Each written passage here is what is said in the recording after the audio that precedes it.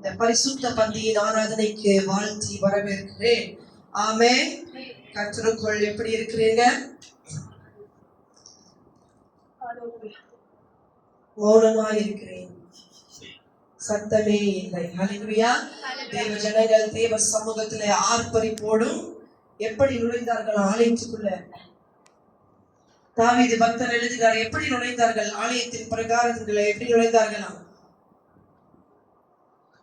தெரியவில்லை. அவருடைய வாசல்களில் துதியோடும் அவருடைய பிரகாரங்களில் புகழ்ச்சியோடும் நுழைந்தார்களாம். ஹல்லேலூயா. கர்த்தருடைய சமூகத்தில் இருப்பது மிகப்பெரிய ஆசீர்வாதம். ஆமென். இருக்கிற யாவரையும் கர்த்தர் இன்றைக்கு ஆசீர்வதிப்பார். திருப்பிக் கொள்ளுங்கள். என்னோடு சேர்ந்து நாம் தொடர்ந்து சிறிய தீர்க்கதரிசிகளை தியானித்துக் கொண்டு வருகிறோம். இப்ப எந்த தீர்க்கதரிசியை தியானித்து வருகிறோம்? சகரியா தீர்க்கதரிசியை தான் நாம் இன்னும் தியானம் செய்து கொண்டு வருகிறோம். அவருடைய புஸ்தகம் இன்னும் முடிவு அடையவில்லை. இப்பொழுது சகரியாவின் புஸ்தகத்தின் 4வது பகுதிக்குள்ளாய் நம்ம வந்திருக்கிறோம். ஆதார வசனத்துக்காக எழுந்திருப்போம். சகரியாவின் தீர்க்க தரிசன புஸ்தகம் 4வது அதிகாரம் வசனம் 6. முதலாவது எல்லாரும் திருப்பிக் கொள்ளுங்கள். சகரியாவின் தீர்க்க தரிசன புஸ்தகம் 4வது அதிகாரம் வசனம் 6. அப்பொழுது அவர், செருபாபேலுக்கு சொல்லப்படுகிற கர்த்தருடைய வார்த்தை என்னவென்றால், பலத்தினாலும் அல்ல பராக்கிரமத்தினாலும் அல்ல, என்னுடைய ஆவியினாலே ஆகும் என்று சேனைகளின் கர்த்தர் சொல்லுகிறார். சேர்ந்து வாசிப்போம்.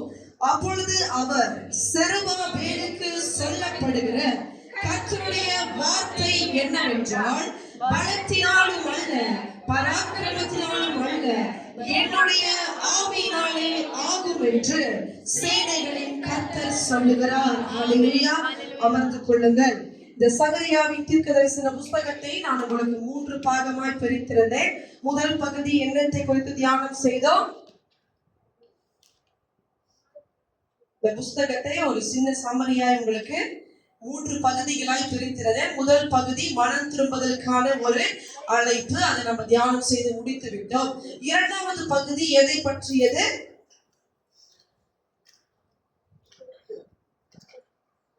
இந்த தீர்க்கதரிசி இந்த 2வது அதிகாரத்திலிருந்து என்னத்தை பார்க்க தொடங்கினார்?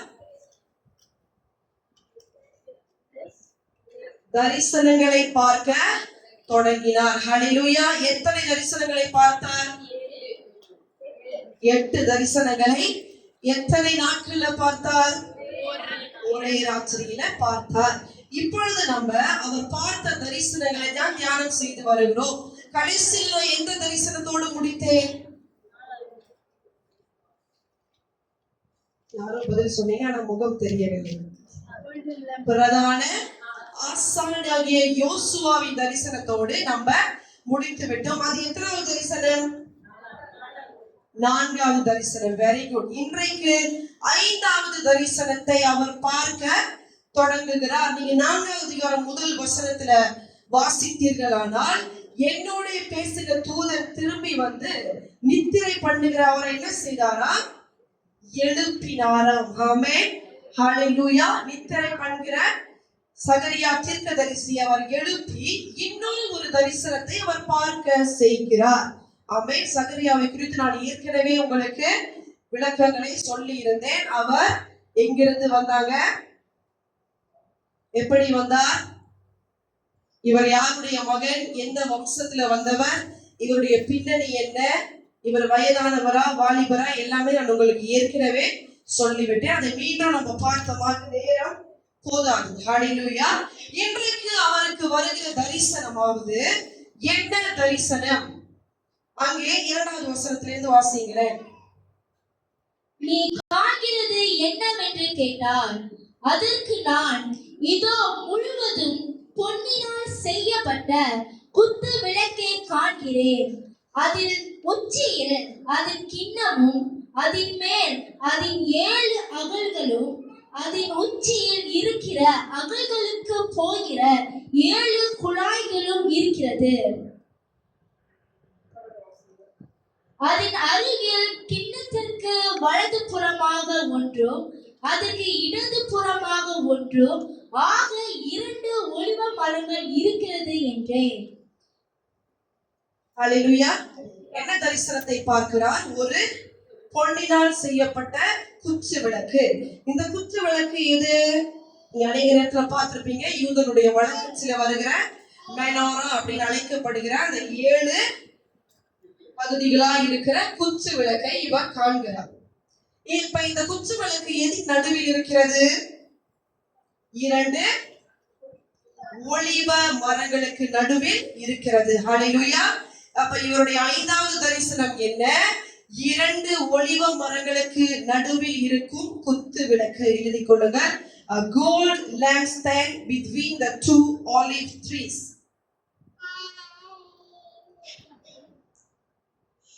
சகரியாவுடைய முதல் தரிசனத்தை இப்ப நான் மாறி மாறி கேட்க போகிறேன் வேகமா. ஏற்கனவே நோட்ஸ் எழுதிருந்தீங்கன்னா கண்டிப்பா நோட்ஸ் எழுதிருக்கணும். ஏன்னா நம்ம ஒரு ஸ்டடியாக இத பார்த்து கொண்டு வருகிறோம். முதல் தரிசனம் கிறிஸ்தினா. நான் சொல்லியிருந்தேன் இவர் 8 காட்சிகளை பார்த்தார். இது 8மே தரிசனங்கள். இவருக்கு விளங்கல, அதை தூதன் வந்து அவருக்கு விளக்கம் கொடுத்தார். முதல் தரிசனம் 4 கலர்ல இருக்கிற குதிரைகள். Very good. 2வது தரிசனம் 4 கொம்புகள். குட். 3வது அளவு நூல் பிடித்திருந்த ஒரு புருஷன். 4வது அதாவது நம்ம பார்த்த பிரதான ஆசாரியனாகிய யோசுவாவின் முடிசூட்டப்படுதல். இப்ப 5வது பொன்னினால் செய்யப்பட்ட குத்து விளக்கு. எது நடுவில் இருக்குது? 2 ஒலிவ மரங்களுக்கு நடுவில் இருக்கிறது. இப்ப இந்த தரிசனத்தை பார்த்த அதே சகரியா தீர்க்கதரிசி மீண்டுமா என்ன சொல்கிறார்? இது எனக்கு புரியவில்லை. அப்போ கர்த்தர் யாரை எழுப்புகிறார்? இதுக்கு முன்னால அவருக்கு யார் விளக்கம் சொன்னது அவருடைய தரிசனங்களுக்கு? நீங்க பார்க்கிற பார்வையை பார்த்தா படித்த எதுவுமே உங்களுக்கு ஞாபகத்துல இல்லை. தூதர்கள். ஹalleluya. தூதன் தான் வந்து அவருக்கு என்ன செய்யறாரு? விளக்கங்களை கொடுக்கிறார். இப்ப இந்த தரிசனத்துக்கு என்ன விளக்கத்தை கொடுக்கிறார்? அதுதான் நம்ம 4:5 படிங்களேன். நான் என்னுடனே பேசின தூதனை நோக்கி, ஆண்டவனே, இவைகள் என்னவென்று கேட்டேன். என்னோட பேசின தூதன் மறுமொழியாக, இவைகள் இன்னதென்று உனக்கு தெரியாதா என்றார். ஆண்டவனே, எனக்கு தெரியாது என்றேன். தூதன் என்ன கேட்கிறாரு? இதெல்லாம் என்ன அர்த்தம்? ஒரு குத்து விளக்கு இருக்கு, தங்கத்தினால் செய்யப்பட்டிருக்குது, 2 ஒலிவ மரத்துக்கு நடுவுல இருக்குது. இப்ப எனக்கு புரியல, நீங்க எனக்கு விளக்கி சொல்லுங்க. இப்ப விளக்கத்தை தான் கொடுக்கிறார். 6வது வசனம் வாசிங்க. அப்பொழுது அவர், செருபாபேலுக்கு சொல்லப்படுகிற கர்த்தருடைய வார்த்தை என்னவென்றால், என்ன சொல்றாரு? அப்பொழுது அவர் யாருக்கு சொல்லப்படுகிற வார்த்தை? செருபாபேலுக்கு சொல்லப்படுகிற வார்த்தை. யார் அந்த செருபாபேல்? யார் இந்த செருபாபேல்? நான் உங்களுக்கு சொல்லியிருந்தேன், நம்ம ஆகாய தீர்க்கதரிசியை தியானம் பண்ணும் போதுதான் இந்த ஸ்டோரி வந்தது. என்ன கதை வந்தது? இஸ்ரவேலர்கள் பாபிலோனுக்கு சிறைப்பட்டு போய் 70 வருஷம் கழித்து மீண்டும் எங்கே திரும்பி வந்தார்கள்? யூதாவுக்கு, அதாவது எருசலேமுக்கு திரும்பி வரும்போது இவர்களோடு 4 முக்கியமானவர்கள் வந்தார்கள். யார் அந்த 4 முக்கியமானவர்கள்? செருபாபேல், பிரதான ஆசாரியனாகிய யோசுவா, 2 தீர்க்கதரிசிகள். யார் அது? என்ன தீர்க்கதரிசி? நம்ம பார்த்துட்டு சகரியா தீர்க்கதரிசியும் ஏற்கனவே நம்ம தியானம் செய்த ஆகாய தீர்க்கதரிசி. இந்த 4 முக்கியமான கர்த்தருடைய ஊழியக்காரர்கள் என்ன செய்றாங்க? 50,000 ஜனங்களோடு திரும்ப எருசலேமுக்கு கடந்து வருகிறார்கள். ஹல்லேலூயா. எந்த ராஜா அவர்களை அனுப்பியது? கோரேஸ் ராஜா. ஆமென். கோரேசுடைய இருதயத்தை கர்த்தர் ஏவினதனால அவர் என்ன செய்தார்? நீங்க எல்லாம் திரும்பி போங்க. அதை நம்ம பார்த்திருப்போம் ஆபகுக் தீர்க்கதரிசியோட புஸ்தகத்துல, ஆபகுக் இல்ல, ஆகாய தீர்க்கதரிசி புஸ்தகத்துல பார்த்திருப்போம். இவங்க என்ன செய்தாங்க? திரும்பி வந்த ஜனங்களை கர்த்தர் எதற்காக அழைத்து வந்தார்? ஆலயத்தை கட்ட. எந்த ஆலயத்தை? இடிந்து போன, அதாவது சாலமோன் கட்டின முதல் ஆலயம் இடிந்து போய்விட்டது. யார் இடித்தது? யார் இடித்தது? எந்த ராஜா இடித்தது? நேபுகாத்நேச்சர் தான் அதை இடித்து போட்டு என்ன செய்கிறார்? அங்கிருந்த இஸ்ரவேலர்கள் பிடித்து கொண்டு பாபிலோன்ல போய் அடிமைகளாக அவர்களை என்ன செய்கிறார்? ஒப்பு கொடுத்து விட்டார். இப்ப அடிமையா வாழ்ந்துட்டு இருந்தவங்க மத்தியில ஒரு 4 ஊழியக்காரர்கள் எழுப்பி வராங்க. இந்த 4 ஊழியக்காரர்கள் தான் யாரு? 2 தீர்க்கதரிசிகளாகிய ஆகாய தீர்க்கதரிசி, சகரியா தீர்க்கதரிசி, பிரதான ஆசாரியனாகிய யோசுவாவோடு இந்த செருபாபேல் அப்படின்ற ஒருத்தர். இவர் யாரு அப்படின்னு நம்ம பார்த்தோம்னா, இவர் அதாவது பாபிலோன்ல இந்த ஜனங்கள் இருக்கும்போது, இஸ்ரவேலர்கள் இருக்கும்போது பாபிலோன்ல பிறந்தவர். எங்க பிறந்தாரு? இவர் இஸ்ரவேல்ல பிறக்கல. அப்ப அவருடைய குடும்பம் அடிமைகளாக பிடிக்கப்பட்டு பாபிலோனுக்கு போன போது அந்த 70 வருஷத்துல பிறந்த ஒருவர் தான் இந்த செருபாபேல். இவருடைய பெயருக்கு அர்த்தம் என்ன? எழுதி கொள்ளுங்கள். செருபாபேல் அப்படின்னா, செரு என்றால் பிறந்தவன், பாபேல் என்றால் பாபிலோன், பாபிலோனில் பிறந்தவன், அல்லது பாபிலோனின் with, the seat of Babylon. இல்லனா he was born in பாபிலோன்ல பிறந்தவருடைய பெயருடைய அர்த்தமே இதை சொல்லுது. அவர் எங்க பிறந்திருக்காரு? பாபிலோன்ல பிறந்திருக்காரு. ஆனா இவர் பாபிலோன்ல பிறந்து சாதாரணமாக இல்ல, இவர் அதிகமாய் படித்து நல்ல ஒரு பதவியில எங்க இருக்காரு? இப்ப பாபிலோன்ல அரண்மனையில என்ன பதவியில் இருந்தார் தெரியாது, ஒரு தலைவராய் இருந்தார். அல்லேலூயா. அப்ப இவர் ஒரு சாதாரணமான ஆள் இல்ல, நல்ல பாபிலோன்ல கல்வி படித்துன்னு சொல்லிட்டு பாருங்க. ஹல்லேலூயா. ஆமென். கல்வியை கற்று படித்து அவர் என்ன செய்தார்? அரண்மனைக்குள்ள ஒரு மிக முக்கியமான, அதாவது என்ன முக்கியமான பதவினா, இந்த இஸ்ரவேலர்களுக்கு இவர் ஒரு பிரதிநிதி. ஆமென்.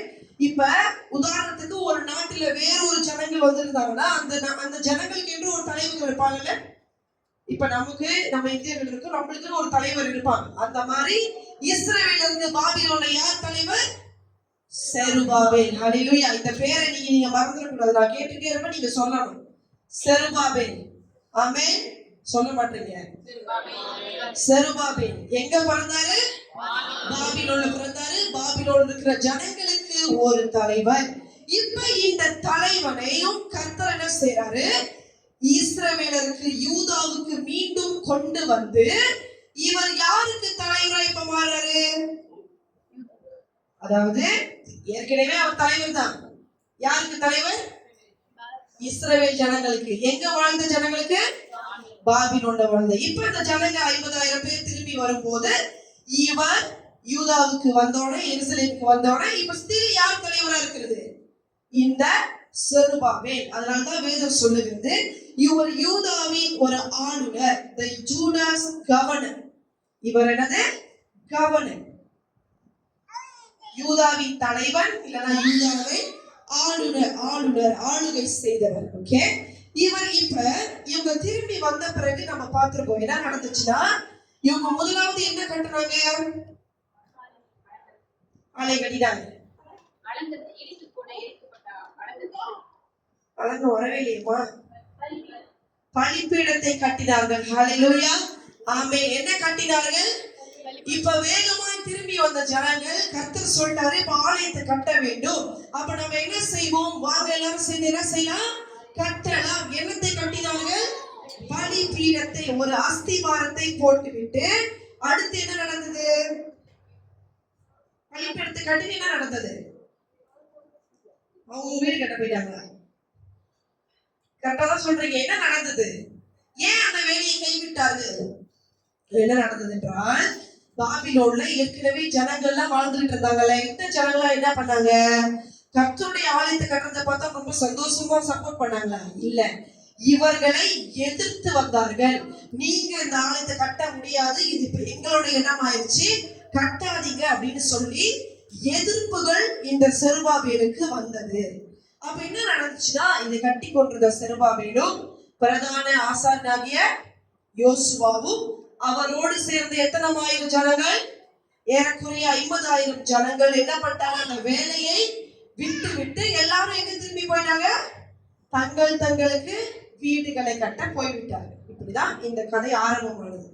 இப்ப என்ன நடக்குது என்றால், கர்த்தர் 2 தீர்க்கதரிசிகளை கொண்டு வந்தாங்க. இப்ப நம்ம எந்த தீர்க்கதரிசியை தியானித்துக் கொண்டிருக்கிறோம்? சகரியா தீர்க்கதரிசி. இப்ப இந்த வேலையை விட்ட எல்லாரும் திரும்பி போயிட்டாங்க. இப்ப இந்த செருபாபேலை கர்த்தர் எதற்கென்று அழைத்திருந்தார்? ஆலயத்தை கட்டி முடிக்க. இவர் the temple builder.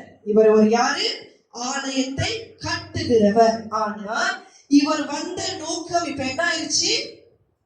தடைப்பட்டு போய்விட்டது. தடைப்பட்டு போனோன்னு இவருக்கு சகரியா தீர்க்கதரிசி ஒரு வார்த்தையை கொடுக்கிறார். என்ன வார்த்தை? வசனம் 6. அப்பொழுது அவர், செருபாபேலுக்கு சொல்லப்படுகிற கர்த்தருடைய வார்த்தை என்னவென்றால், பலத்தினாலும் அல்ல, பராக்கிரமத்தினாலும் அல்ல, என்னுடைய ஆவியினாலேயே ஆகும் என்று சேனைகளின் கர்த்தர் சொல்லுகிறார். ஹல்லேலூயா, ஆமென். அடுத்து 7வது வசனத்தை வாசியுங்கள். பெரிய பர்வதமே, நீ எம்மாத்திரம், செருபாபேலுக்கு முன்பதாக நீ சமபூமி ஆவாய். தலைக்கல்லை அவன் கொண்டு வருவான், அதற்கு கிருபை உண்டாவதாக, கிருபை உண்டாவதாக என்று ஆர்ப்பரிப்பார்கள் என்றார். ஹல்லேலூயா. இப்ப செருபாபேல் இஸ்ரவேலுக்கு திரும்பி வந்தபோது அங்க என்ன இல்ல? ஆலயம் இல்ல, ஒண்ணுமே இல்ல, தரை மட்டமா ஆயிடுச்சு. யார் கட்டின ஆலயம்? செருபாபேலுடைய முற்பிதாவாகிய சாலமோன் கட்டின பிரம்மாண்டமான ஆலயம் இப்ப என்ன ஆயிடுச்சு? ஒண்ணுமே இல்லை. அப்ப இந்த செருபாபேல் ஒரு ஜீரோல இருந்து ஆரம்பிக்கிறார். ஆமென். He start from nothing. அங்க என்ன இல்ல? ஒண்ணுமே இல்ல. எத்தனை வருஷம் ஆச்சு அவங்க அந்த தேசத்தை விட்டு போய்?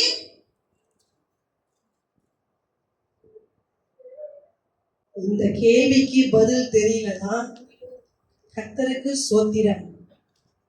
எத்தனை வருஷம் ஆச்சு அவங்க அந்த தேசத்தை விட்டு போய்?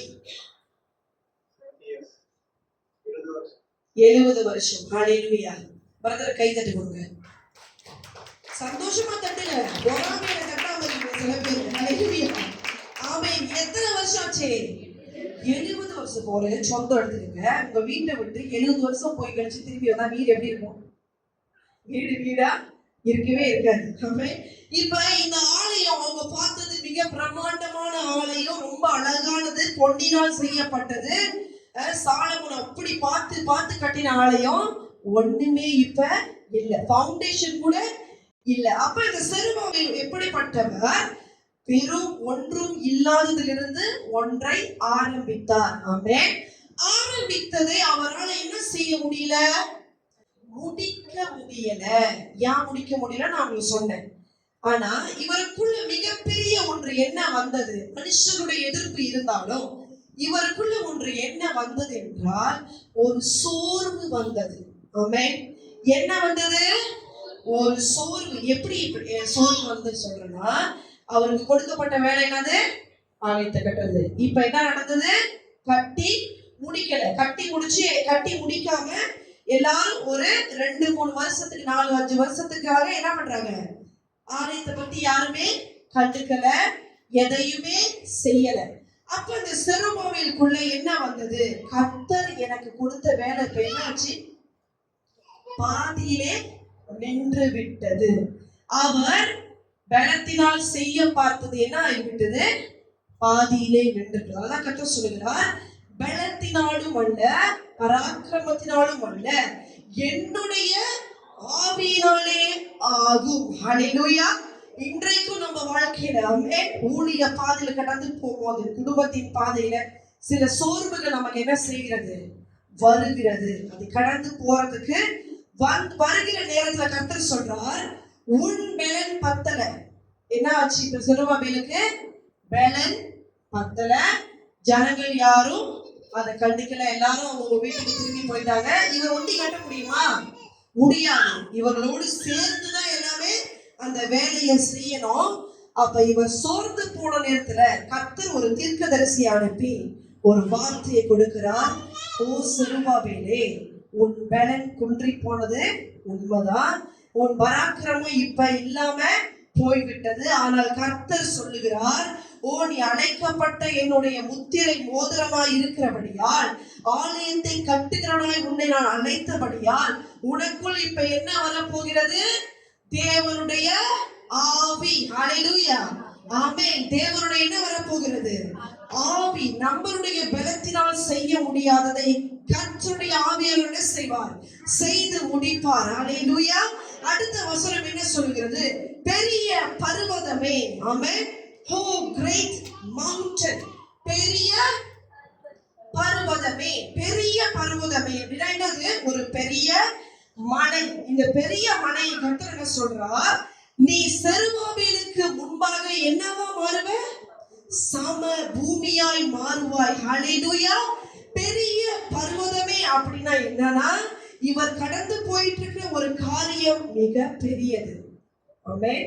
இந்த பர்வதம் என்னத்தை காட்டுதுன்னா, ஒரு தடை, மலை போல இருக்கிற துன்பங்கள், மலை போல இருக்கிற பாரம், தாங்க முடியாத சில காரியங்களை, மலை போல பெரிதா இருக்கிற நம்ம வாழ்க்கையில் இருக்கிற சில விஷயங்கள், நீங்க கடந்து போகிற பலவீனத்தின் பாதை, வியாதியின் பாதைகள், சில காரியங்கள், கடன் பிரச்சனைகள், பணம் நமக்கு சில சமயம் என்ன ஆகுது? பற்றாம போகிறது. ஒரு எப்படி இருக்கிறது?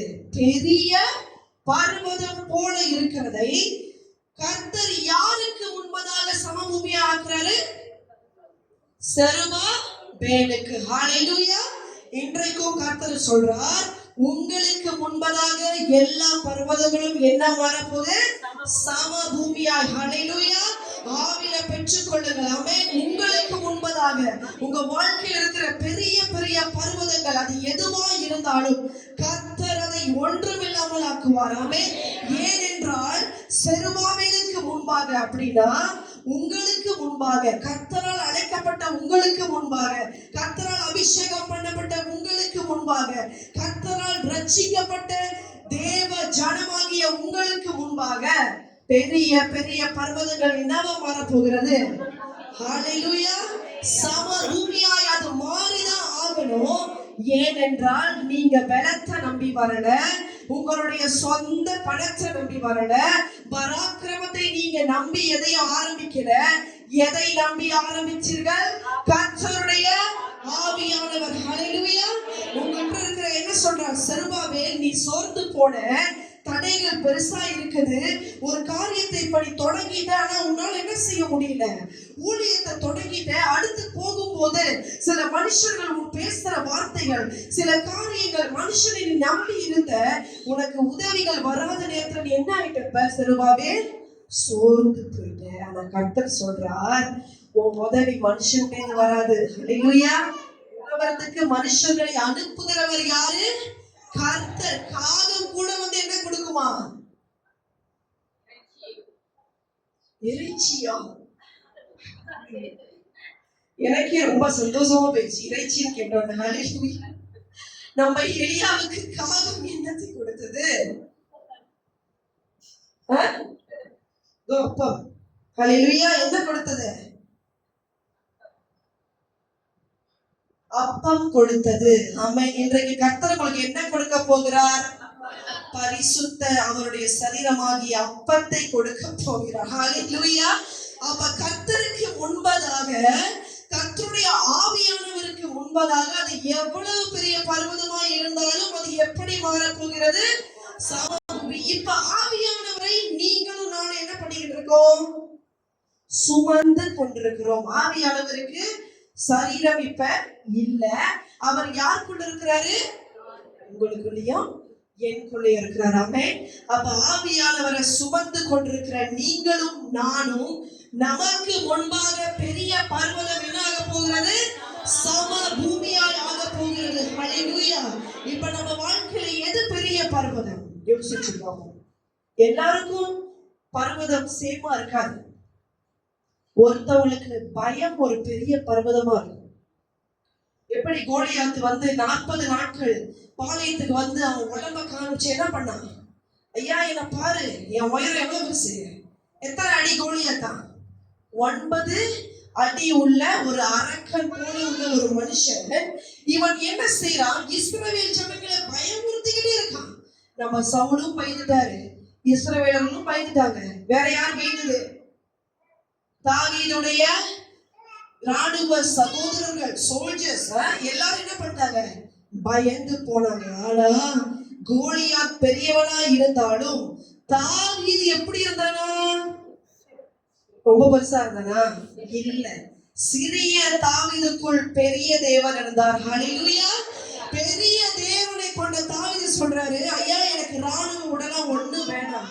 நான் யாரை திரும்ப நம்பி வந்துட்டேன்? என் பலத்தை நம்பி நான் வரல, என்னுடைய 6 பேக்கை நம்பி நான் வரல. என்னத்தை நம்பி வந்திருக்கேன்? ஏன் இப்ப நான் 6 பேக் சொன்னா கோலியாத் கண்டிப்பா எப்படி இருந்திருப்பாரு?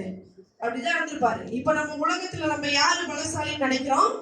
6 பேக் இருக்கிறவங்க, இப்படி வெயிட் பயங்கரமா தூக்குறவங்க, இப்படிப்பட்டவங்க தான் நம்ம என்ன நினைக்கிறோம்? உலகம் சொல்லுது அவன் தான் பலசாலி. இல்ல, வேதம் சொல்லுது ஒண்ணுமே இல்லாத, சைஸே இல்ல, அவனுக்கு ஆர்மி உடுப்பு போடுறதுக்கு என்ன இல்லையா? No size for you to wear the helmet, to wear the uniform, but the Lord in him was bigger. Hallelujah. Bigger than the Goliath that fearing us. Amen. நம்மளை பயமுறுத்தி கொண்டிருக்கிற கோலியாத் டெய்லி வந்து பயமுறுத்தினான். இன்னைக்கு எந்த காரியம் உங்களை பயமுறுத்துகிறது? எந்த காரியம் நம்மளை பயமுறுத்தி பெரிய பர்வதமா இப்ப நம்ம முன்னுக்கு நிக்குது? கர்த்தர் சொல்றார், அந்த பெரிய பர்வதம் உனக்கு முன்பதாக சமபூமியாய் மாறும். ஹல்லேலூயா. ஏனென்றால் செருபாபேல் நீ என்னுடைய முத்திரை மோதிரம். இந்த செருபாபேலுடைய வாழ்க்கையை குறித்து தான் நம்ம பார்க்கிறோம். இன்றைக்கு நீங்களும் நானும் தான் செருபாபேல். ஆமென். ஏன் தெரியுமா? செருபாபேலை போல நம்மளும் சில காரியங்களை ஆரம்பித்தோம். ஆனா அந்த காரியத்துடைய முடிவை பார்க்கிறதுக்குள்ள நம்மளுக்கு என்ன வந்துருச்சு? உங்களுக்குள்ள வராவிட்டாலும் எனக்கு அதிகமாய் வந்தது. ஆனால் கர்த்தர் இந்த வசனத்தை நம்மளோடு பேசும் போது சொல்றார், சோர்ந்து போன உனக்கு நான் சொல்ற வார்த்தை, எவ்வளவு பெரிய பர்வதமாய் இருந்தாலும் அபிஷேகம் பண்ணப்பட்ட உனக்கு முன்பதாக, தேவ பிள்ளையாகிய உனக்கு முன்பதாக அது என்னவா மாறப்போகுது? சம பூமியாய் அது மாறிதான் ஆக வேண்டும். ஹல்லேலூயா. அடுத்த வார்த்தை என்ன சொல்லுகிறது? இந்த செருபாபேல் தலைக்கல்லை என்ன செய்தானோ வைத்தான். அப்படின்னா இந்த செருபாபேல் ஆலயத்திற்கு ஒரு அஸ்திபாரத்தை கட்டினவர். அடுத்து தொடர்ந்து வாசியுங்கள், வசனம் 7 கடைசி வார்த்தையை வாசியுங்கள். தலைக்கல்லை அவன் கொண்டு வருவான், அதற்கு கிருபை உண்டாவதாக, கிருபை உண்டாவதாக என்று ஆர்ப்பரிப்பார்கள் என்றார். ஹல்லேலூயா. இப்ப கர்த்தருடைய ஆவியிலே எல்லாம் ஆகும் என்று சொன்ன கர்த்தர் அதோடு நிப்பாட்ல. அடுத்து இப்ப என்ன கொடுக்கிறார்? கிருபையை கொடுக்கிறார். ஹல்லேலூயா. தேவ ஆவியினால் நாம் செய்ய போகிற காரியத்துக்கு நமக்கு கிருபையை கொடுப்பார். ஆமென். ஊழியத்தை செய்ய கிருபையை கொடுப்பார். உங்க வேலையை, உங்க தொழில, வியாபாரத்தை, படிக்கிற காரியங்களில கர்த்தர் உங்களுக்கு என்ன கொடுக்க போகிறார்? கிருபை கொடுக்க போகிறார். ஆமென். அது எவ்வளவு பெரிய காரியமா இருக்கட்டும், அதை சின்னதா கர்த்தர் என்ன பண்ணிடுவாரு? லேசா முடிச்சு போடுவார். ஆமென். அவர்தான் அப்படிப்பட்ட தெய்வத்தை தான் நம்ம என்ன பண்றோம்? வணங்கி கொண்டிருக்கிறோம். நம்ம முன்னுக்கு அது ரொம்ப பெருசா இருக்கலாம். நம்ம முன்னுக்கு அந்த வியாதி ரொம்ப பெருசா இருக்கலாம், அந்த கடன் பிரச்சனை பெருசா இருக்கலாம், குடும்பத்தின் பிரச்சனை கட்டி இருக்கலாம், ரொம்ப பெருசா இருக்கு. ஆண்டவரே, ஒரு மலை போல பாரமா இருக்கு, என்னால என்ன பண்ண முடியல, சுமக்க முடியல, அந்த பாரத்தை தாங்க முடியல. ஆனா கர்த்தர் அந்த மலைய லேசான காரியமா ஆக்கி போடுவார். ஆமென். அப்படிதான் அப்பேற்பட்ட ஒரு கோலியாத்தை ஒன்றுமில்லாமல் ஆக்கி போட்டார். ஆமென். ஒரு சின்ன யாரை கொண்டு? தாவீதை. இன்றைக்கும் நீங்க நினைக்கிறீங்க, நான் ரொம்ப சின்னதா இருக்கேன். ஹல்லேலூயா. நான் ரொம்ப சின்னதா இருக்கேன், மனசுல சின்னதா இருக்கேன், எனக்கு எதுவும் தெரியல, என்கிட்ட எதுவுமே இல்ல, எதுவுமே நான் செய்யல, இது வரைக்கும் எதுவுமே என்னால செய்ய முடியல. அநேகம் அதை யோசிக்கிறீங்க.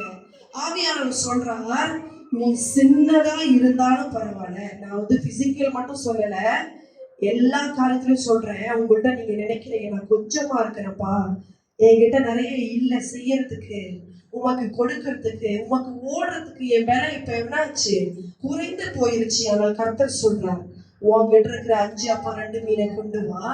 எத்தனை புருஷனுக்கு ஆகாரம் கொடுக்க போகிறார்? 5000 புருஷனுக்கும் 7000 புருஷனுக்கும் கர்த்தர் என்ன செய்வாராம்? அதை பெரிதாய் ஆக்கி கொடுப்பார். ஹல்லேலூயா. அந்த கொஞ்சத்தை என்ன செய்தார்? பெரிதாய் மாற்றுகிற தெய்வத்தை தான் நம்ம என்ன செய்யறோம்? வணங்கி கொண்டிருக்கிறோம். ஆமென். இன்றைக்கு சோர்ந்து போகிற உங்களுக்கு கர்த்தருடைய வார்த்தை சொல்லுகிறது, உன் பலத்தினாலும் அல்ல, பராக்கிரமத்தினாலும் அல்ல, எதனால் ஆகும்? தேவனுடைய ஆவியினாலே எல்லாம் ஆகும். ஆமென். 9வது வசனத்தை வாசியுங்கள். 8-9.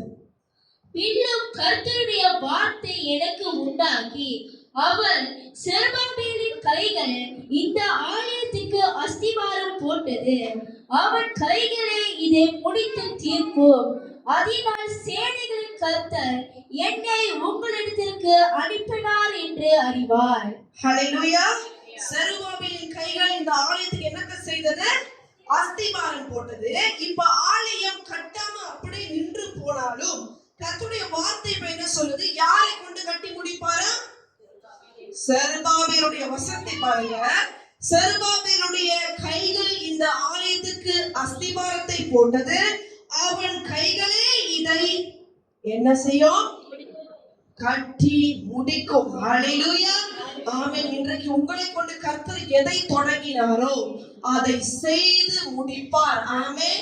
ஹல்லேலூயா. உங்களை கொண்டு ஒரு சின்ன காரியமா இருக்கலாம், ஆனா ஆண்டவர் சொல்றாரு, அதை உன் கையால் தான் நீ செய்து முடிக்க போகிறாய். ஆமென். இந்த செருபாபேலை போல நம்ம சோர்ந்து பின்வாங்கி இருக்கலாம். செருபாபேலை போல எனக்கு மனுஷனுடைய சப்போர்ட் பத்தல, உதவி இல்லைன்னு நம்ம உட்கார்ந்து இருக்கலாம். ஆனா ஆவியானவர் சொல்லுகிறார், உன் கைகளே அதை கட்டி முடிக்கும். ஹல்லேலூயா. தொடர்ந்து 10வது வசனத்தை வாசியுங்கள். அற்பமான ஆரம்பத்தின் நாளை யார் அசட்டை பண்ணலாம்? பூமி எங்கும் சுற்றி பார்க்கிறவைகளாகிய கர்த்தருடைய 7 கண்களும் செருபாபேலின் கையில் இருக்கிற தூக்கு நூலை சந்தோஷமாய் பார்க்கிறது என்றார். ஹல்லேலூயா. அற்பமான ஆரம்பத்தை என்ன பண்ணலாம் சொல்றார் கர்த்தர்? யார் அசட்டை பண்ணலாம் அப்படின்னா, அற்பமான ஆரம்பத்தை நம்ம என்ன நினைக்க கூடாது? அசட்டையாய் நினைக்க கூடாது. அந்த அற்பமான ஆரம்பத்தை கர்த்தர் சம்பூர்ணமாய் முடித்து கொடுப்பார். ஹல்லேலூயா. இன்றைக்கு நம்ம நினைக்கலாம், நம்ம ஒரு சின்ன சபையில இருக்கேன், நான் எதையுமே செய்யல, இது ஒரு சின்ன ஊழியம். ஆனா ஆண்டவர் சொல்றாரு, நீ இப்ப சின்னதா இருக்க, அற்பமா இருக்க, மனுஷங்கள் பார்வைக்கு ஒன்றுமே இல்லாம இருக்க, உன் முடிவு எப்படி இருக்க போகுது? சம்பூர்ணமா இருக்க போகிறது. ஹல்லேலூயா. அதனாலதான் ஆகாய தீர்க்கதரிசி சொல்றாரு, முந்தின ஆலயத்தை காட்டிலும் பிந்தின ஆலயத்தின் மகிமை பெரிதாயிருக்கும். ஹல்லேலூயா. ஏன்னா முந்தின ஆலயத்துல மகிமை இருந்தது உண்மைதான், ஆனால் இப்ப நீ கட்ட போகிற ஆலயத்துல என்ன இருக்க போகுது? மகிமை பெரிதாயிருக்கும். ஆமென். அப்ப இந்த சோர்ந்து போன செருபாபேல் எதை பார்த்து சோர்ந்து போனார்? ஐயோ, என் முற்பிதா சாலமோன் கட்டினது பொண்ணுனால கட்டினாரு, இப்ப நான் என்னத்துல கட்ட போறேன்? என்னத்தை கட்டல சொன்னார்? எதுல கட்ட சொன்னார் கர்த்தர்? மலைக்கு ஏறி மரங்களை வெட்டுனாலும் சொல்றாரு. இப்ப எனக்கு தங்கம் வேணாயா, வெள்ளி வேணாம், எதையும் வேணாயா, போய் மரத்தை வெட்டி கொண்டு வா. அப்ப செருபாபேல் நினைச்சாரு, ஐயோ, என்னுடைய முற்பிதா சாலமோன் கட்டினது தங்கத்துல அல்லவா, அது எவ்வளவு பயங்கரமான ஆலயம். இப்ப நான் ஆரம்பிக்கிறது மரத்துல ஆரம்பிக்கிறேன். இப்போ தங்கம் பெருசா மரம் பெருசா?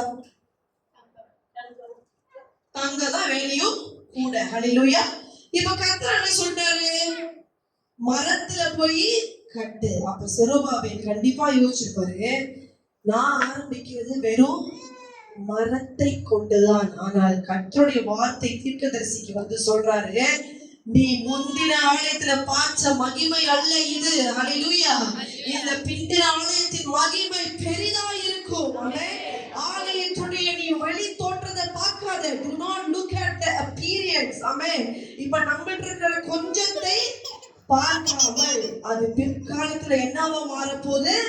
பெரிய மகிமையாய் மாறப்போகுது. ஹalleluya. பெட்ரா பையனே, நீ இன்றைக்கு கொஞ்சமா இருக்கிற. ஹalleluya. கொஞ்சமா இருக்கிறோம், சிறு கூட்டமா இருக்கிறோம். யாக்கோபு என்கிற சிறு பூச்சியே, இஸ்ரவேலின் சிறு கூட்டமே. நம்மளும் அதே போலதான் இருக்கணும். ஆனால் கர்த்தர் சொல்றார், நீ யாக்கோபு என்னும் சிறிய பூச்சிதான், இஸ்ரவேலின் சிறிய கூட்டம் தான். ஆனால் சேனைகளின் கர்த்தர் நம்மோடு இருக்கிறார். ஹalleluya. வெளி தோற்றத்துல வேணா என்கிட்ட ஒண்ணும் இல்லாம இருக்கலாம், பலம் இல்லாம இருக்கலாம், என் உடம்பு வீக்கா போயிருக்கலாம், நான் வியாதியில் இருக்கிறேன். ஆனால் எனக்குள் இருக்கிற ஆவியானவர் பெரியவர். ஹalleluya. வேகமாய் அறிக்கை பண்ணுங்க, எனக்குள் இருக்கிற ஆவியானவர் பெரியவர். ஆமென். நான் வியாதியில் இருக்கலாம், பலவீனத்துல இருக்கலாம், எனக்கு தாழ்மையா சின்னவனா நான் தெரியலாம், மனுஷர்கள் என்ன ஒன்றுமே இல்லைன்னு சொல்லலாம். ஆனால் ஆவியானவர் சொல்லுகிறார், ஓ என் செருபாபேலே, நீதான் என் செருபாபேல், உனக்கு முன்பதாக பெரிய பர்வதங்கள் சம பூமியாய் மாறிதான் ஆகும். பெரிய பர்வதங்கள் சம பூமியாய் ஆகும். அற்பமான ஆரம்பத்தை அசட்டை பண்ணாதே.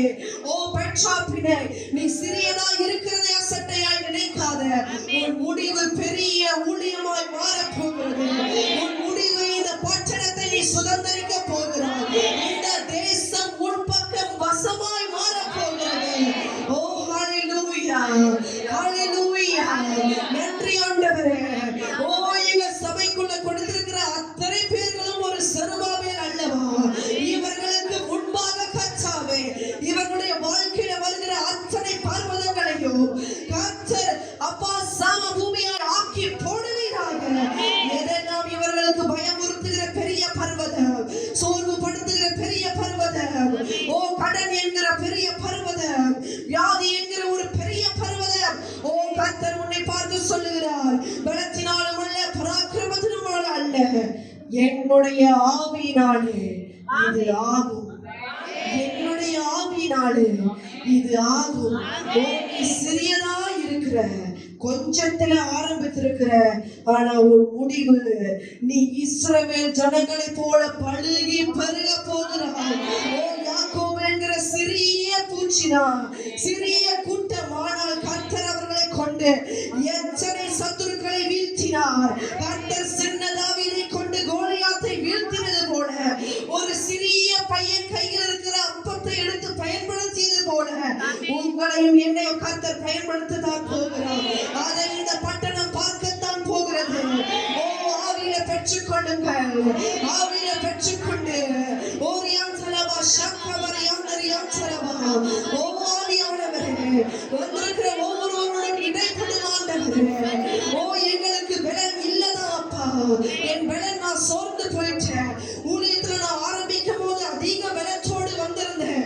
இடையில அப்பா சில பர்வதங்கள் வந்து நின்றதுனால அப்பா செருபாபேல போல சோர்ந்து போயிட்டாண்டவரே. இந்த ஊழியத்தை என்னால செஞ்சு முடிக்க முடியுமா? இதை நான் கட்டி முடிப்பேன் ஆண்டவரே. என் குடும்பத்துல நான் ஆரம்பித்த சில காரியங்கள், நான் தொடங்கின இந்த வியாபாரம், நான் தொடங்கின இந்த தொழில், நான் ஆரம்பித்த இந்த படிப்பு, இதெல்லாம் என்னால செஞ்சு முடிக்க முடியுமா ஆண்டவரே? ஓ எனக்கு இருக்கிற வியாதி, இது முடிவுல என்னவோ மாறும் என்கிற பயம் என்கிற பர்வதம். ஆனால் கர்த்தர் சொல்லுகிறார், நீ ஆரம்பித்ததை அதை சம்பூர்ணமாய் முடிச்சு கொடுப்பார். ஆமென். எதெல்லாம் நீங்க ஆரம்பித்தீங்கன்ற ஆவியானவருக்கு தெரியும். ஓ கர்த்தருக்கு தெரியும். கர்த்தருக்கு தெரிகிற ஆவியானவர் தான் சொல்லுகிறார், நீ ஆரம்பித்தது உன் பலத்தினால் அல்ல என் மகனே, நீ ஆரம்பித்தது உன் பராக்கிரமத்தினால் அல்ல என் மகனே, தேவனுடைய ஆவியினால் ஆகும். நன்றி அப்பா, நன்றி செலுத்துகிறோம் கர்த்தாவே. உங்க வார்த்தைக்காய் நன்றி, நன்றி அப்பா. தொடர்ந்து கடைசி அந்த 10வது வசனத்தை பார்த்து நம்ம முடிப்போம். பூமி எங்கும் சுற்றி பார்க்கிறவர்களாகிய கர்த்தருடைய 7 கண்களும், தொடர்ந்து வாசிங்க. பூமி எங்கும் சுற்றி பார்க்கிறவைகள் ஆகிய கர்த்தருடைய 7 கண்களும் செருபாபேலின் கையில் இருக்கிற தூக்கு நூலை சந்தோஷமாய் பார்க்கிறது என்றார். ஹalleluya. இப்ப செருபாபேல் கையில என்ன இருக்குதா? ஒரு தூக்கு நூல். தூக்கு நூல் என்றால் அப்படின்னா என்னன்னா, இவர் என்னத்தை இப்ப கட்டுறதுக்கு வந்திருக்கிறார்? ஆலயத்தை. இப்போ ஒரு இடத்தை கட்டணும்னா நமக்கு அதை அளக்கிறதுக்கு என்ன வேணும்? ஒரு நூல் வேணும். அது கரெக்டா இருக்குதா, இத்தனை சென்டிமீட்டர் இருக்குதா, எத்தனை நீட்டுக்கு இதை வச்சா சரியா இருக்கும், பலிப்பிடத்தை எவ்வளவு பெருசு கட்டணும், ஜனங்கள் உட்கார இடம் எவ்வளவு அகலத்துல இருக்கணும் அப்படின்னு அளந்து பாக்குறதுக்கு இந்த செருபாபேல் கையில என்ன இருக்குது? தூக்கு நூல். அதாவது ஒரு நூலை மெஷர்மெண்ட் பண்ற ஒரு நூல் இருக்குது. இப்ப கர்த்தர் என்ன சொல்றார்? பூமி எங்கும் சுற்றி பார்க்கிறவராகிய கர்த்தருடைய 7 கண்கள். ஹல்லேலூயா. ஒரு கண்ணுல, 2 கண்ணுல, எத்தனை கண்கள்? 7 கண்கள். எதை பார்த்ததா? இந்த Zerubbabel he is still trying to fulfill the mission that given to him, even though it was unfinished. பாதியிலே விட்ட இந்த வேலையை செய்யணும்னு சொல்லி செருபாபேல் பட்ட பிரயாசங்களை, அதாவது அந்த நூல் எடுத்துட்டு போயிட்டு இவர் அளக்கிறார். ஐயோ, இப்படி செய்யலாமா, இதை இப்படி வைக்கலாமா, இந்த கல்லை எங்க வைக்கிறது, இது எங்க வச்சா இது அழகா இருக்கும், இது இப்படி செய்யலாமா என்று என்ன செய்கிறார் இந்த செருபாபேல்? அளந்து அளந்து அளந்து கர்த்தருடைய வேலையை செய்ய தன்னை ஒப்பு கொடுத்தவருடைய வார்த்தை. கர்த்தர் சொன்ன வார்த்தை என்னது? பூமி எங்கும் சுற்றி பார்க்கிற கர்த்தருடைய 7 கண்கள் இந்த செருபாபேல் கையில இருக்கிற இந்த சின்ன நூலை பார்த்து சந்தோஷப்பட்டாராம். ஹல்லேலூயா. இது என்னத்தை சொல்லுது? அவன் செய்த சின்ன காரியமா இருந்தாலும் கர்த்தர் அதை பார்க்கிறார். ஹல்லேலூயா. ஒரு சின்ன கோல் தான் அந்த மோசே கையில இருந்தது. ஆனால் அதை வைத்து பெரிய செங்கடலை கர்த்தர் பிளந்தார். ஹல்லேலூயா. அதனால்தான் சொல்லுகிறேன், ஊழியத்திற்கென்று அர்ப்பணித்த உங்களையும் என்னையும், கர்த்தருடைய வேலைக்கு என்று அர்ப்பணித்த உங்களையும் என்னையும், நீங்க செய்யற சிறிய சிறிய காரியங்களை மனுஷன் பார்க்கிறானோ இல்லையோ, பாஸ்டர் பார்க்கிறானோ இல்லையோ, ஜனங்கள் பார்க்கிறாங்களோ இல்லையோ, யார் பார்க்கிறது? 7 கண்களை உடையவர். அதாவது பூமி எங்கும் சுற்றி பார்க்கிறாராம். பூமி எவ்வளவு பெருசு? ரொம்ப பெருசு. இந்த பூமியில நம்மளை வச்சு பார்த்தோம்னா நம்ம எப்படி இருப்போம்? சின்ன ஒரு புள்ளி கூட இருக்குமான்னு தெரியல இந்த பாப்புலேஷனை பார்த்தா. ஆனாலும் நம்ம செய்யற அவருடைய காரியத்திற்கு என்று ஒப்பு கொடுத்து ஒரு சின்ன நூல் அவன் கையில இருக்கிறதை பார்த்து கர்த்தர் சந்தோஷப்பட்டாராம். ஹல்லேலூயா.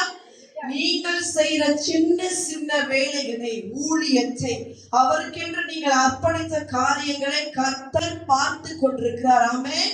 அவருடைய ஒரு கண் பார்க்கல, 2 கண் பார்க்கல, 7 கண்கள் பார்த்து கொண்டிருக்கிறது. ஆமென். இப்படிதான் இந்த தீர்க்கதரிசி செருபாபேலை என்ன படுத்துறார்? பலப்படுத்துறார். செருபாபேல் சோர்ந்து போகாத, நீ ஆரம்பிச்ச காரியம் பெருசுதான்யா, இது ரொம்ப பெருசு. ஒரு ஆலயத்தை கட்டுறது சாதாரண வேலை இல்லை. இந்த ஊழியத்தை சுமக்கிறது ரொம்ப பாரம்.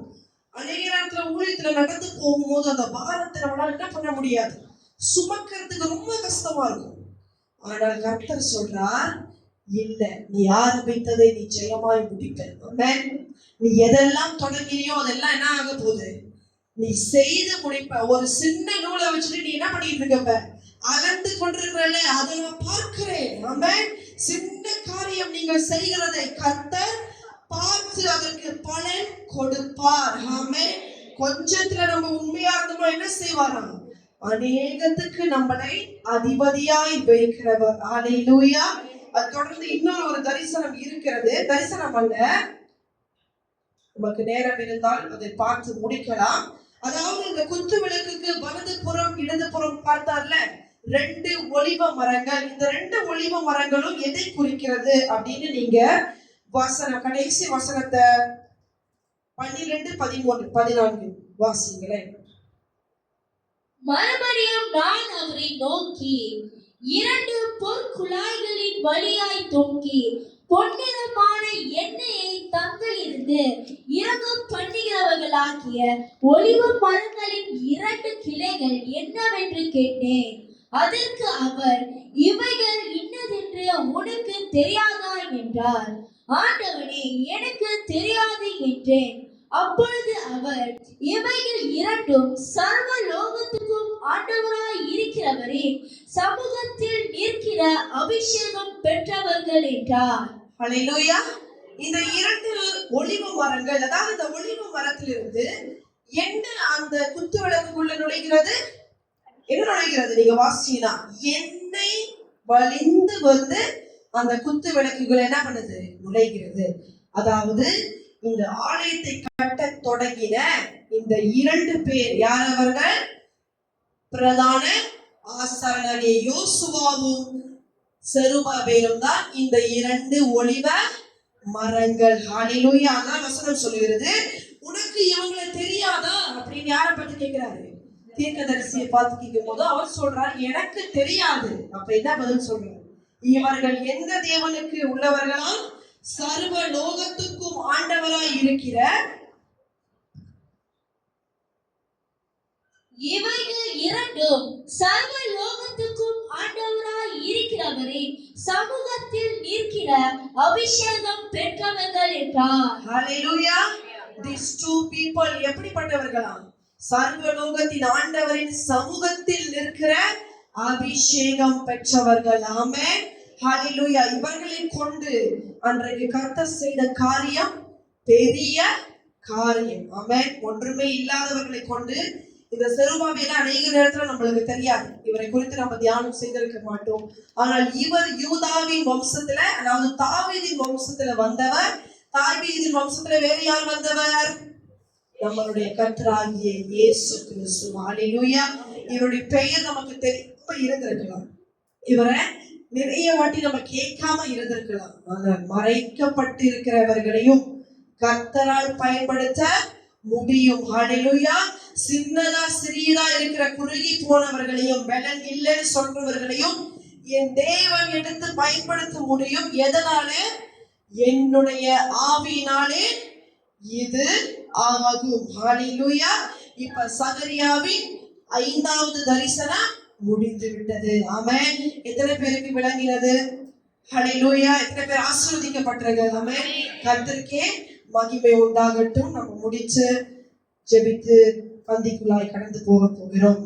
நன்றி ஆண்டவரே, உமக்கு நன்றி செலுத்துகிறோம். ஓ சர்வலோகத்தின் ஆண்டவராய் இருக்கிற தேவனுடைய சமூகத்தில் இருக்கிற அபிஷேகம் பெற்றவர்கள் என்று வசனம் சொல்லுகிறது. ஆண்டவரே, அன்று வேதத்துல பிரதான ஆசாரியனாகிய யோசுவாவும் அது செருபாபேலும் இருக்கிறார்கள். இன்று நாங்கள் உங்க சமூகத்துல வந்து நின்று கொண்டிருக்கிறோம். அப்பா, எங்களை ஒவ்வொருவரையும் நீர் அபிஷேகம் கொடுத்திருக்கிற ஆண்டவரே, உன் சமூகத்தில் நின்றிருக்கிற அத்தனை விசுவாச மக்களும் அபிஷேகத்தினால் நிறைந்தவர்கள். ஆண்டவரே, நீர் அழைத்த ஜனம் அப்பா, உமக்கென்று தெரிந்தெடுத்த தேவ ஜனம். ஆண்டவரே, இதோ இவர்கள் தான் உம்முடைய செருபாபேல் கர்த்தாவே. ஓ பெரிய பர்வதமே, இந்த செருபாபேலுக்கு முன்பதாக நீ சமபூமியாவா என்று வசனம் சொல்லுகிறபடியா ஓ நன்றி செலுத்துகிறேன் அப்பா. இதோ இவர்களுக்குள் இருக்கிற பெரிய பெரிய பயங்களை எடுத்து போடுவீராக, பெரிய சோர்வுகளை, பெரிய பலவீனங்களை கர்த்தாவே. உலகம் இவர்களை சிறியதாய் பார்த்தாலும் ஆண்டவரே, நீர் எங்களை பெரியவர்களாய் பார்க்கிறபடியால் அப்பா, ஓ ஒரு பெரிய தேவனுடைய பலத்தை எனக்கு கொடுத்திருக்கிறவர். ஓ சிறியவர்களை கொண்டு பெரிய பெரிய அதிசயம் செய்த தெய்வம். வேதத்தில் பார்க்கிற அத்தனை பேர்களும் ஆண்டவரே, ஒன்றுமில்லாமல் இருந்தவர்கள், பலனில்லாமல் இருந்தவர்கள் அப்பா, அந்த சிறியவர்களை கொண்டு பெரிய பெரிய காரியம் செய்தவர்கள். இதோ சிறியவர்களாகிய நாங்களும் உங்க சமூகத்துல எங்களை ஒப்பு கொடுக்கிறோம் ஆண்டவரே. செருபாபேல் போல நாங்களும் சோர்ந்து போறோம் ஆண்டவரே, பலவீனப்பட்டு போயிருக்கிறோம். ஆனா எங்களுக்கு உங்களுடைய ஆவியானவர் தேவை அப்பா. இதோ புதிய ஏற்பாட்டு சபையில வாழ்வு ஜனமாகி எங்களுக்கு ஆவியானவரை அளவில்லாமல் கொடுத்திருக்கிறப்பா. ஓ பழைய ஏற்பாட்டில் ஆவியானவருக்கு அளவு இருந்தது, புதிய ஏற்பாட்டில் ஆவியானவர் அளவில்லாமல் இறங்கி வந்தாரே. அந்த மேலறையிலப்பா அபிஷேகம் ஆண்டவரே, அந்த மகிமை எங்களுக்கும் கடந்து வருவதாக. கண்ணை மூடி கட்டடத்துல வாய்களை திறந்து சொல்லுங்க.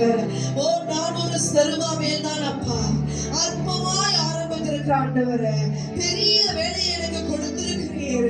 ஒரு பெரிய ஊழியத்தை கொடுத்திருக்கிறீர் ஆண்டவரே, ஒரு பெரிய பாரத்தை கொடுத்திருக்கிறீர், ஒரு பெரிய தொழிலை கொடுத்திருக்கிறீர், ஒரு பெரிய படிப்பு எனக்கு கரையில கொடுக்கப்பட்டிருக்கிறது. அதை செய்து முடிக்க நீர் அந்த முடிவை சம்பூர்ணமாய் ஆக்கி கொடுங்க ஆண்டவரே. சின்ன ஆரம்பம் ஆண்டவரே, ஒரு சிறிய காரியமாய் இருக்கிறதே பெரிதாய் முடித்து கொடுங்கப்பா. ஓ என் ஜனத்துக்கு பெரிதாய் முடித்து கொடுங்க ஆண்டவரே. ஓ அபிஷேகம் பெற்ற இவர்களுக்கு முன்பதாக எல்லா பர்வதங்கள் சமபூமியாய் மாறட்டும். தேவ பிள்ளைகளாக இவர்களுக்கு முன்பாக கர்த்தர் முன்னோடு இருக்கிறபடியால் உனக்கு முன்பாக அது சமபூமியாய் ஆகட்டும். எவ்வளவு பெரிய பிரச்சனையா இருந்தாலும் ஆண்டவரே, அதை ஒன்றுமில்லாமல் ஆக்கி போடுவோம்ப்பா. அதை ஒன்றுமில்லாமல் ஆக்கி போடுகிறார்கள். ஓ நாங்கள் ஆரம்பித்த எத்தனை ஊழியங்கள் காரியங்கள் ஆண்டவரே, அது நான் சின்ன வேலையாய் செய்திருந்தாலும் உங்களுடைய 7 கண்கள் இந்த ஆலயத்தில் உலாவி வந்து பார்த்தது. ஓ என் மகன் இந்த வேலையை எனக்காக செய்கிறான். ஓ என் மகள் இந்த சின்ன வேலையை கூட உண்மையாய் செய்கிறானே. அந்த 7 கண்கள் பார்த்தது, மனுஷன் கண்கள் பார்க்கவில்லை. ஓ கர்த்தர் சொல்லுகிறார், அந்த சின்ன வேலையை உண்மையாய் செய்த உனக்குதான் பெரிய பெரிய ஊழியங்களை, பெரிய பெரிய ராஜ்யங்களை, பெரிய வேலைகளை நமக்கு கொடுக்க போகிறார். ஓ சின்ன சிறு பூச்சியே, யாக்கோபு என்கிற சிறு பூச்சியே, இஸ்ரவேலின் சிறு கூட்டமே, கர்த்தர் உன்னோடு துணை நிற்கிறார். ஓ கர்த்தர் உன்னோடு இருக்கிறபடியால் பலத்தை நான் நம்பவில்லை, என் ஆவியானவரை நம்பி இருக்கிறேன். பரிசுத்த ஆவியானவர் என்னை பலப்படுத்திக் கொண்டிருக்கிறார். பலத்தினால் அல்ல, பராக்கிரமத்தினால் அல்ல, என்னுடைய ஆவியினால் எல்லாம் ஆகும் என்று சொன்ன தேவன் உங்கள் கைகளை பிடித்து சொல்லுகிறார், உன்னோடு நான் வருகிறேன், உன்னோடு நான் வருகிறேன். ஓ உன்னோடு நான் துணையாய் வருகிறேன். நீ ஆரம்பித்ததை முடிப்பாய், அது ஜெயமாய் முடியும். எத்தனை பர்வதங்கள் வந்தாலும் அது ஒன்றுமில்லாமல் ஆகப் போகிறது. ஓ நீ அபிஷேகம் பெற்றபடியால் என் சமூகத்தில் நிற்கிற உனக்கு கர்த்தருடைய வார்த்தை கடந்து வந்து உன்னை பலப்படுத்தி சொல்லுகிறார், என்னுடைய ஆவியினால் இது ஆகும், என்னுடைய கரங்களினால் இது ஆகும். இது மனுஷனால முடியாது, பலத்தினால் முடியாது, பராக்கிரமத்தினால முடியாது, தேவனுடைய ஆவியினாலே எல்லாம் ஆகும் என்று சொல்லுகிறார். ஓ நன்றி கர்த்தாவே, நன்றி ஆவியானவரே.